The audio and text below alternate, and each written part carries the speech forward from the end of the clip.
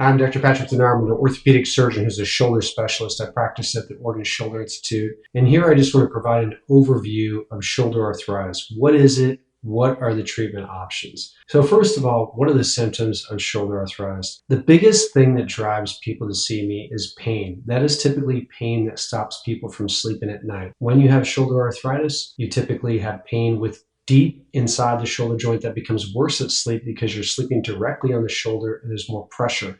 There's also thought to potentially be in some hormonal relationship that impacts shoulder pain at night. That is, it's modulated to uptick at night, which is unfortunate, but that's the biggest symptom that drives people to see me. The second thing that occurs with shoulder arthritis, because you get narrowing of the joint and destruction of the cartilage, which is the padding of the joint, you typically lose range of motion. Now, another cause of range of motion loss can be a frozen shoulder, or somebody just has the capsule layer, which is the closest to the shoulder, affected. So these are often confused. For instance, many people will come to me with arthritis and say, yeah, I had frozen shoulder before. Well, it was probably their shoulder arthritis itself.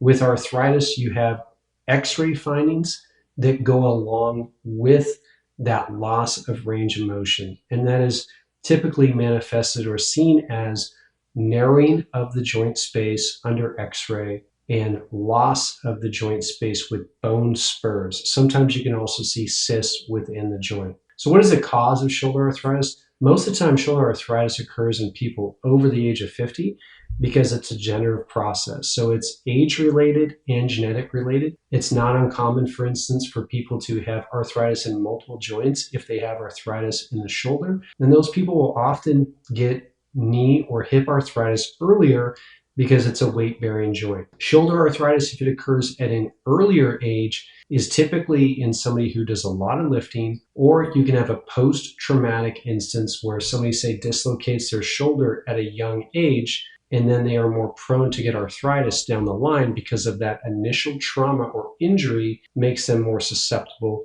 to degeneration of the joint later down the line. So let's talk about the treatment. So it really varies from mild to severe arthritis. Really across the board, you want to start with conservative things. Some simple things that can be done are anti-inflammatories over the counter like Advil, ibuprofen, Aleve. If people are not responding to those, there are prescription anti-inflammatories like Mobic or Celebrex. I really like Celebrex, for instance, if somebody's going to be taking anti-inflammatories frequently. That's because it has lower side effects on the gut. Because anti-inflammatories, one thing you need to be careful about is it breaks down the stomach lining, so that makes people susceptible to ulcers. The other thing that makes Celebrex safer than some alternatives, especially when people are using it a lot, is that it has a lower cardiac side effect profile. So in other words, less effect on the heart for long-term use. Anti-inflammatories are probably not something you want to take consistently because like any medication, there are some downsides. So if somebody can use it in a judicious manner, or say, for instance, they're going to go to an activity and they know they want to use it just prior, that I think is a reasonable way to use arthritis or use anti-inflammatories for arthritis. As we bump up the chain, we move into other things like physical therapy. The focus here is really stretching exercises. One thing that I will often see is that somebody will go to a physical therapist and they'll be told to do aggressive strengthening. And while strengthening and maintaining muscle is a good thing, sometimes in the early phase, especially with arthritic pain, it's really important to focus on stretching. So check out my exercises, especially my shoulder stretches that are both on YouTube and on my website for some guidelines. You want to focus on things like door frame stretches and sleeper stretches, essentially maintain your mobility before you really work on getting into the strengthening aspect. When you look at the effectiveness of physical therapy, a lot of this can be done on your own with stretching. If you actually look at going and seeing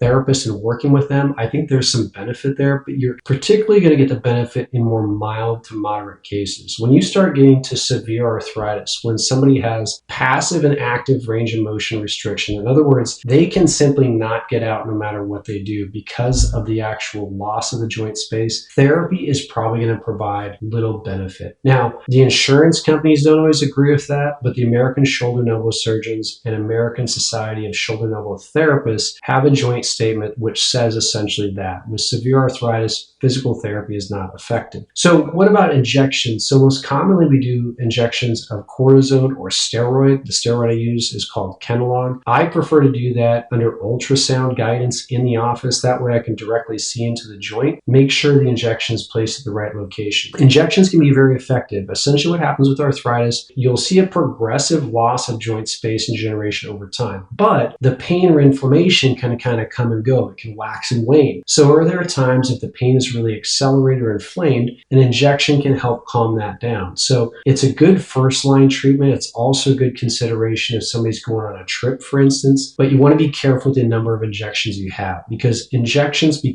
especially with steroids, have a catabolic effect, meaning they break down tissue. That can have a negative consequence over time. With arthritis, one of the ways that manifests or shows itself is those people who have a shoulder injection of steroid prior to a shoulder replacement are more likely to have infection, in particular if they have that injection within 3 months of the surgery. So I always advise, ideally, it's not a hard and fast rule because it probably declines with time, but ideally you avoid a steroid injection within 3 months of shoulder replacement. An alternative to steroid injections is used what's called platelet-rich plasma. Now, platelet-rich plasma involves taking blood off your own body, you spin it down, you get the growth factor-rich area that's concentrated and inject that back into the shoulder, again, ideally under ultrasound. There are studies that show that that's effective for shoulder pain. There are studies in the knee that have looked at shoulder arthritis as well, knee arthritis, and shown that it's effective and perhaps more effective than alternatives. There's really no side effects of doing PRP, so it's a good frontline approach from mild to moderate arthritis. However, it's not covered by insurance. So that's really the major downside of that. And there's an out-of-pocket expense as a result of doing PRP. Personally, for me, if I'm not thinking about cost, I would actually prefer PRP as my frontline treatment because of the safety profile.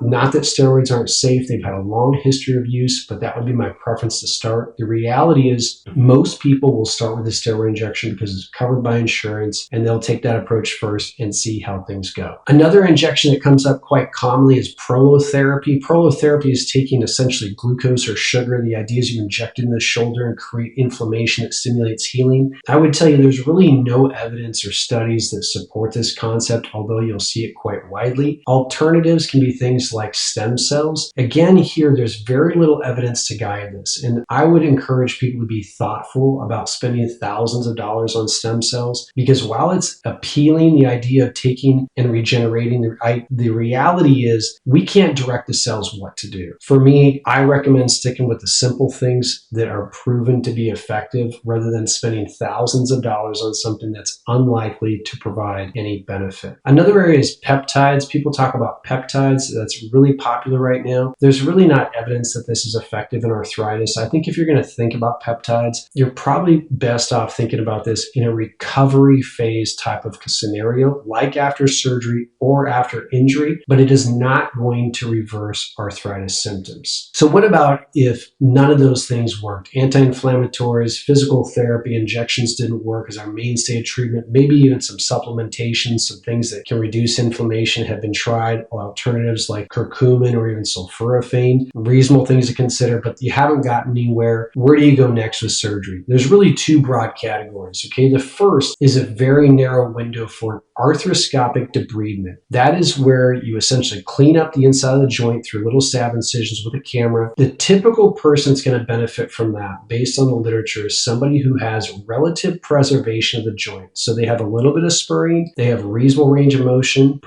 some preserved cartilage still. You can clean up the inside of the joint and you can see reasonable results. The caveat, highly motivated people, and if you look at the results there, it's about 60% of people are satisfied 5 years after the procedure, meaning they would do it again. One thing I would caution people for this is I have seen cases where they not only don't get relief, but it seems to accelerate the symptoms and they quickly go on to shoulder replacement. So my use for this is a young patient. Typically that's somebody under the age of 50 or in perhaps some select cases with very mild arthritis in which we've confirmed that the rotator cuff is completely intact. After that, it really comes down to shoulder replacement. That means replacing the ball and socket joint. There's two types of replacement replacements that are done in anatomic or reverse shoulder replacement. I have longer explanations on other videos on my YouTube site that you can look at for detailed review of that. But essentially, it's a 45-minute procedure that's done on an outpatient basis. The goal is to relieve pain, improve function. The recovery actually from shoulder replacement is quite short. I still tell people 6 months from everything, but when you're looking at recovery, usually people are about 80% recovered at 3 months. So it can be a very good solution if somebody's quality of life is limited. And what's interesting is